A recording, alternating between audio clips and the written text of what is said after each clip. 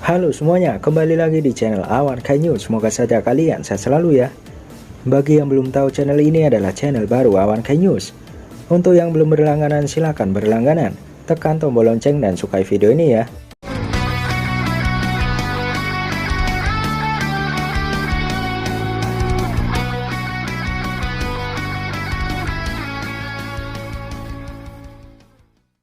Setelah kami bagikan bocoran bagian pertama, kali ini kami akan bagikan bocoran bagian kedua.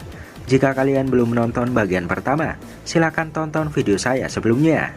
Boruto episode 219 berjudul Kembali akan rilis pada 10 Oktober 2021, di mana episode ini mengadaptasi setengah chapter 55 dan kemungkinan juga chapter 56. Di mana video sebelumnya kami membagikan alur cerita chapter 55. Kali ini adalah kelanjutannya, yaitu chapter 56. Namun belum tentu ini menjadi cerita anime. Bisa jadi akan ada perubahan besar-besaran atau justru akan ditunda. Setelah Boruto dan lainnya tiba di Konoha, rupanya chapter 56 sudah disingkat beberapa waktu. Diawali gambar para patung Hokage, kemudian adegan beralih. Boruto diwawancara oleh TV Konoha. Pembawa acara berkata, "Sudah, tak perlu rendah hati. Itu berkat kecerdikanmu sendiri yang membuat kerusakan di desa kita tetap minimal, bukan? Ya intinya kaulah yang menyelamatkan desa kita." Boruto agak ragu berkata, "Sebenarnya bukan cuma itu saja, kau tahu? Faktanya sebagian besar aku hanya pingsan saja." Pembawa acara bertanya, "Apa tadi namanya?" "Jutsu hebat yang menjatuhkan dan menelan Otsutsuki kejam itu." Sebenarnya cukup banyak orang yang memperhatikan kejadian itu. Boruto semakin panik berkata, "Oh itu, Boruto berkata dalam hati, "Kuharap ini akan segera selesai." Kemudian adegan beralih pada adegan Amado, Kawaki, Katasuki, dan Sumire. Tanpa Amado rupanya memperbaiki tangan kanan Kawaki. Tangan Kawaki kembali pulih seperti dulu. Amado memegang tangan itu dan berkata, "Ini lumayan. Bagaimana dengan yang lain? Apa ada masalah selama seminggu ini?" Kawaki menjawab, "Tidak juga. Rasanya sama seperti tanganku yang dulu." Katasuki sangat kagum berkata, "Aku tak tahu harus berkata apa. Aku tak menyangka dia bisa mendapatkan tangannya kembali secepat ini, dan tanpa tanda penolakan juga." Amado menjawab, "Tentu saja tidak. Itu tidak mungkin, karena itu dibuat dari sel asli miliknya sendiri. Itu cuma salah satu suku cadang yang kubuat sebelum aku datang ke sini. Ini tak akan bisa jadi jika dia hanya manusia biasa dan seluruh tubuhnya bukan alat sains ninja." Kemudian Sumire mendekat kepada Kawaki. Sumire membawa suntikan dan berkata, "Maaf Kawaki, ini akan sedikit sakit." Kemudian Kawaki menjawab, "Kau tahu sendiri, aku bukan bocah cengeng. Kau tak perlu mengatakan apapun. Lakukan saja apa yang harus kau lakukan." Sumire panik dan berkata, "Oh, maafkan aku Kawaki." Amado kemudian berkata, "Hentikan sikapmu itu Kawaki. Tunjukkanlah terima kasih pada perawatmu. Sumire itu jenius dan belajar dengan cepat. Aku akan dalam kesulitan kalau kau mengusirnya." Kemudian Kawaki sinis menjawab, "Bagaimana sih kamu sendiri Amado? Sok memerintah dan memiliki asisten. Bukankah Sumire itu staf dari Katasuki? Kenapa dia bisa bersamamu?" Kemudian Katasuki menjawab, "Terima kasih Kawaki, tapi Sumire sendiri yang menginginkan ini. Kami sama sekali tidak tahu cara untuk mengobati tubuhmu. Akan sangat membantu memiliki anggota tambahan di tim pengobatanmu." Kawaki diam sejenak mendengar itu. Kemudian Sumire berkata, "Aku masih cuma tahu dasarnya saja. Tapi kau tak perlu khawatir. Mulai dari sekarang, tentu saja menghindari dirimu terluka. Itu juga membantu. Lagi pula kau selalu bersama Boruto. Jadi aku juga bisa menanyakan dirimu soal dirinya." Kemudian Kawaki menyadari sesuatu. Kawaki berkata, "Sebentar, kau suka dengan Boruto ya?" Sumire dengan panik dan kaget berkata, "Kawaki, jangan bilang seperti itu. Ini jadi rahasia kita saja, oke?" Katasuki tertawa berkata, "Walaupun itu sudah jelas terlihat." Kemudian Kawaki memakai jaketnya dan berkata, "Terserahlah, itu tak penting bagiku, selama kau bisa melakukan pekerjaanmu." Amado berkata, "Kemajuan yang bagus. Aku tak menduga akan ada masalah dengan tanganmu. Tapi jangan lupa juga untuk cek rutin. Kembalilah minggu depan." Kawaki menjawab, "Ya, boleh aku pergi sekarang?" Amado kemudian menghisap rokok dan dia memanggil Kawaki yang hendak pergi. Amado berkata, "Kawaki." Kawaki dan Sumire melihat Amado. Amado kemudian menjawab, "Tidak, tak apa. Kita lakukan lain kali saja." Kawaki menjawab, "Terserahlah." Kawaki tampak pergi. Namun Sumire memperhatikan Kawaki dan Amado di sini. Kemudian adegan beralih di wawancara Boruto.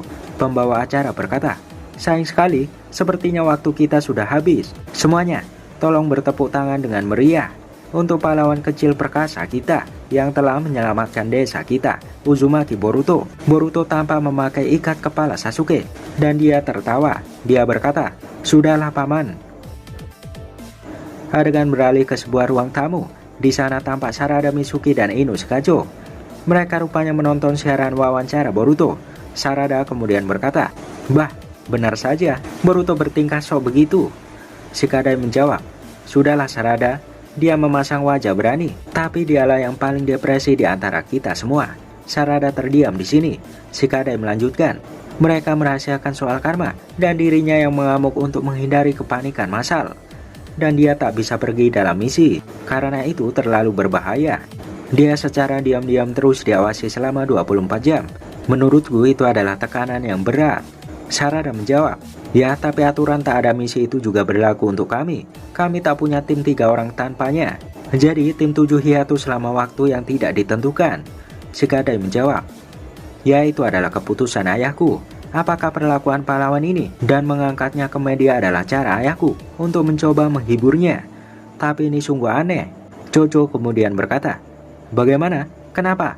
Tak perlu mengambil misi dan masuk TV, itu keren." Inojin kemudian menjawab, "Bisanya kau berkata seperti itu di situasi seperti ini? Ini sebabnya kau ini gendut." Kemudian Jojo marah dan memegang pipi Inojin. Jojo berkata, "Apa? Memang apa hubungannya dengan berat badanku ini?" Mitsuki kemudian berkomentar, "Ya, setidaknya soal karma Boruto, mereka tak bisa hanya diam saja dan tak melakukan apa-apa. Mereka pasti harus lebih proaktif. Mungkin Tuan Shikamaru mempunyai suatu ide." Shikadai menjawab, "Kuharap juga begitu." Tampak adegan beralih di patung wajah Naruto. Di rambut patung itu ternyata ada Boruto duduk sendiri. Dia merenung melihat ke arah desa. Tiba-tiba ada 2 cewek di bawah. Mereka tampak terpesona dan sedang membicarakan Boruto. Boruto kemudian melambaikan tangan ke arah mereka. Namun tampak karma terlihat di sini. Boruto yang menyadari karma. Dia kemudian menurunkan tangannya. Tiba-tiba Kawaki muncul. Dia berkata, "Menjadi selebriti merepotkan bukan?" Boruto menjawab, "Apa? Pergilah jika kau hanya mengolok-olokku." Kawaki kemudian duduk dan berkata, "Aku terkejut. Aku kira kau akan lebih murung." Boruto berkata, "Soal karma ya? Tidak, itu sudah berlalu lama sekali. Aku tak tahu bagaimana harus bersikap atau apa yang harus aku coba lakukan soal itu. Ini cuma..."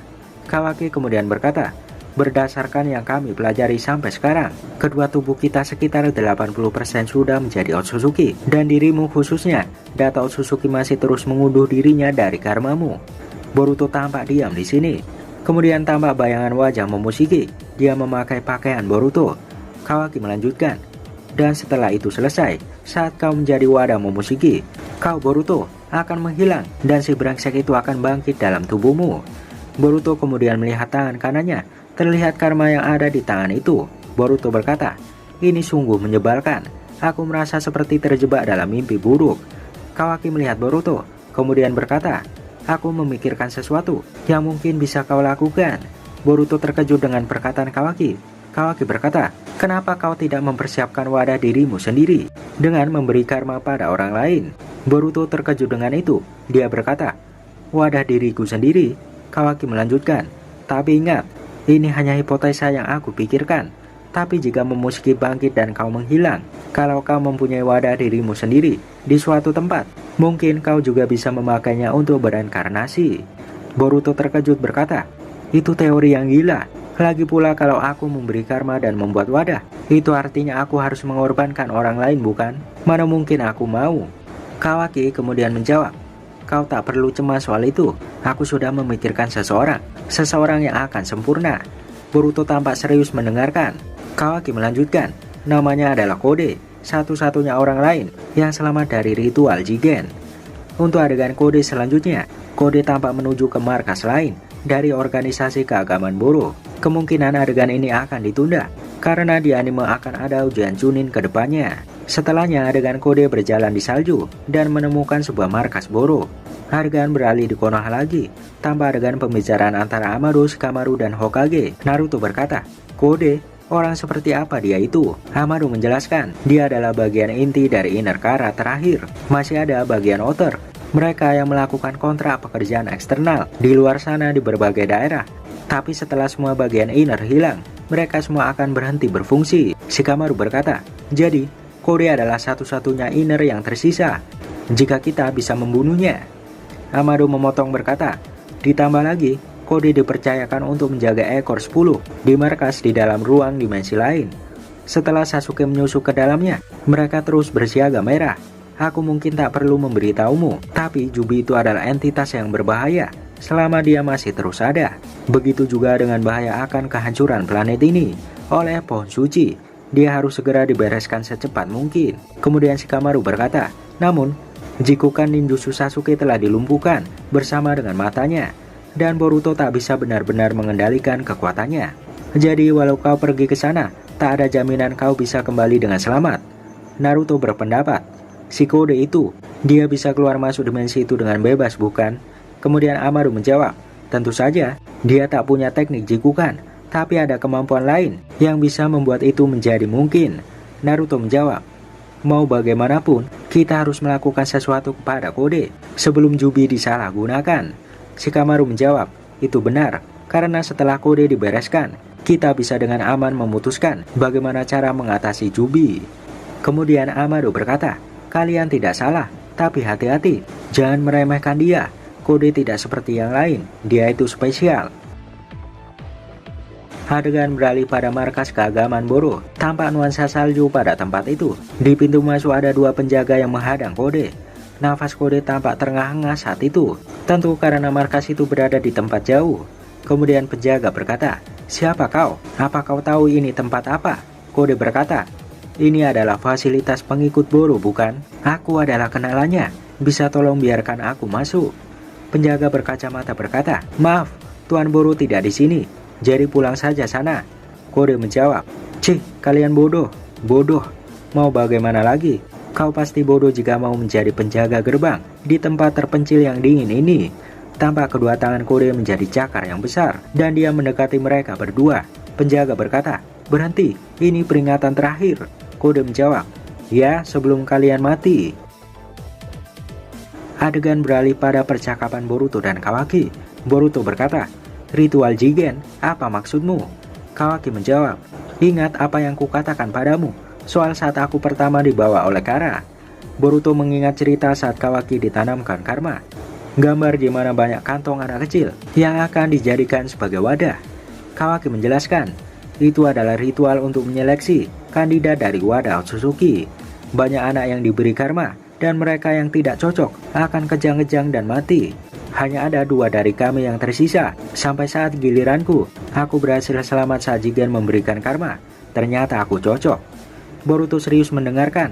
Kemudian Kawaki melanjutkan, seperti yang kukatakan, setelah itu aku pingsan dan aku dipindahkan ke tempat lain. Jadi aku tak melihat apa yang terjadi setelahnya. Tapi tampaknya Jigen juga memberi anak terakhir itu dengan karma. Tapi dia gagal, sama seperti anak lain yang mati. Tubuhnya mulai gemetar dan kejang-kejang. Dia tak bisa menjadi wadah.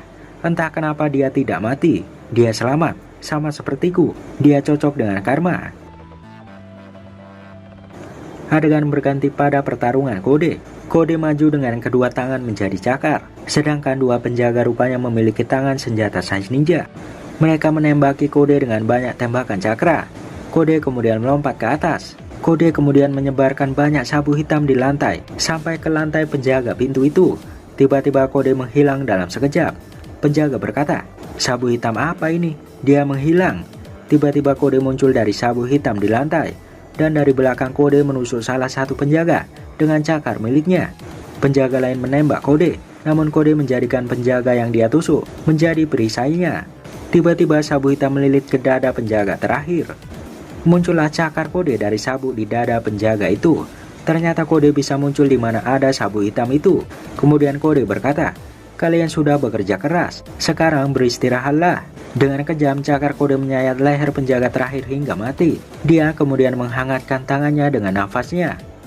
Tentu saja karena di sana bersalju. Kode berkata, sedikit olahraga membuat badanku sedikit hangat, tapi masih sangat dingin. Mari kita masuk. Kode terlihat memasuki gerbang besar di markas Boro itu. Adegan beralih pada percakapan Naruto dan lainnya. Shikamaru berkata, dia tak bisa dipakai sebagai wadah, tapi karmanya tidak hilang. Apakah itu bisa? Amado menjawab, itu memang kasus yang langka, tapi itulah kenyataannya. Dia selamat dan akibatnya tubuhnya menjadi memiliki aspek karma sebagai senjata. Naruto berkomentar, kita tak tahu yang membuat seseorang menjadi cocok, jadi apapun bisa terjadi dalam kasus ini. Amado menjawab, tepat. Masih banyak yang kita tidak tahu soal karma, dan reaksi yang terjadi di tubuh Kode itu cukup luar biasa. Kemampuan tempurnya sendiri bahkan melebihi Jigen. Shikamaru berkata, apa? Amado menjelaskan, hampir semua anggota Kara tubuhnya telah dimodifikasi untuk memperkuatnya, tapi berbeda dengan Kode. Dia mempunyai pembatas yang menahan kekuatannya yang sangat besar untuk menghindari ketimpangan posisi dari Jigen sebagai ketua Kara. Kemudian Shikamaru berkata, intinya dia melemahkan dirinya untuk Jigen. Apa dia tidak waras? Amado menjawab, Kode itu sangat menurut kepada Jigen. Dia memiliki semacam kesetiaan agama kepada Otsutsuki. Dia menyembahnya seperti dewa. Jadi Kode memiliki kekaguman yang besar kepada Jigen yang telah menjadi Otsutsuki, dan karena alasan itu dia menyimpan kecemburuan kepada Kawaki yang telah dipilih sebagai wadah resmi Shiki. Seperti itulah kuatnya kesetiaan Kode kepada Otsutsuki. Naruto terdiam mendengar penjelasan Amado. Amado melanjutkan, sebenarnya ada beberapa di antara cyborg yang telah kubuat yang jauh melampaui kekuatan Jigen, tapi mereka semua dimusnahkan sesuai perintah Jigen. Shikamaru menjawab, apa kau membuatnya untuk mengalahkan Jigen? Para cyborg itu? Amado menjawab, ya benar. Setelah itulah, dan juga mempertimbangkan beberapa skenario, aku menciptakan Kashin Koji. Tapi lupakan saja itu.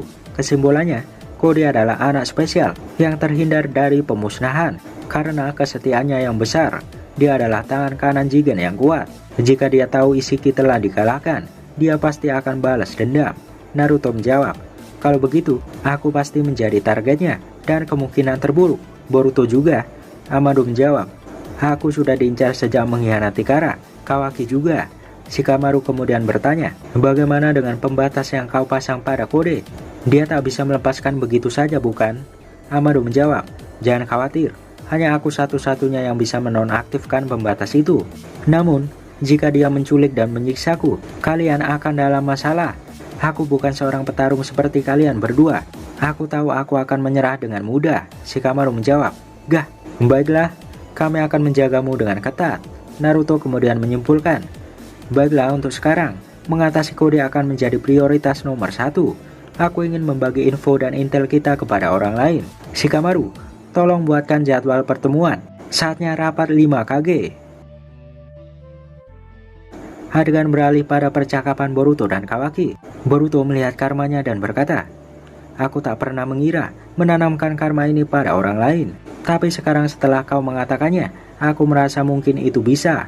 Kawaki menjawab, jika kita harusnya menjadi Otsutsuki, maka akan masuk akal jika kita bisa memakai jurus dan jutsu khusus mereka, seperti Jikukan Ninjutsu. Boruto menjawab, tapi si Kode ini, dia sudah punya karma bukan? Apa kita bisa memberinya karma yang berbeda? Kawaki menjawab, aku tidak tahu, tapi setidaknya dia bisa selamat setelah diberi karma. Itulah yang paling penting. Jika karma itu mudah diberikan, Jigen tak akan kesulitan. Jadi masuk akal jika kita mencoba kepada seseorang yang sudah pernah selamat. Ditambah lagi, dia bukan wadah dari siapapun. Kemudian Boruto berkata, memang, tapi kau tahu, aku merasa sangat ragu soal memaksakan hal ini pada orang lain.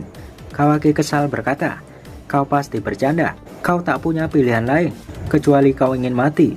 Biar ku beritahu, Kode itu kuat. Sejauh yang ku tahu, dia lebih kuat dari Delta dan Boro.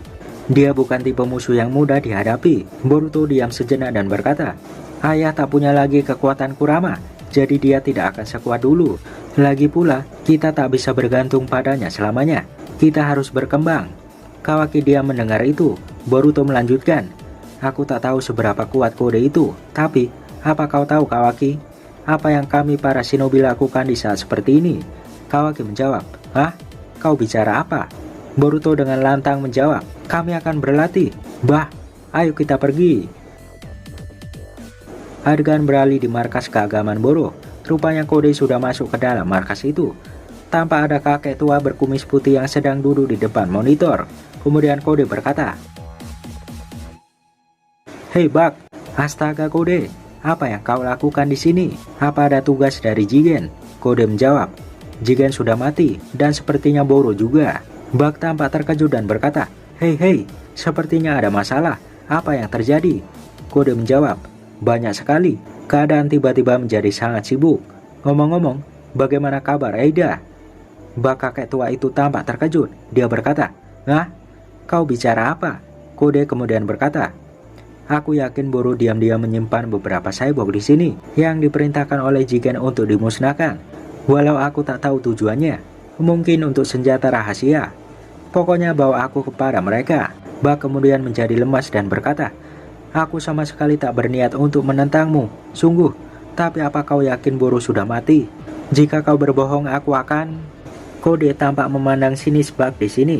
Bak ketakutan dan berkata, "Tapi sebagai gantinya, kau akan membayarku, bukan?" Kemudian Bak membawa Kode ke ruangan lain. Tampak di sana ada sebuah pot atau tabung dengan seseorang yang tidur di dalamnya.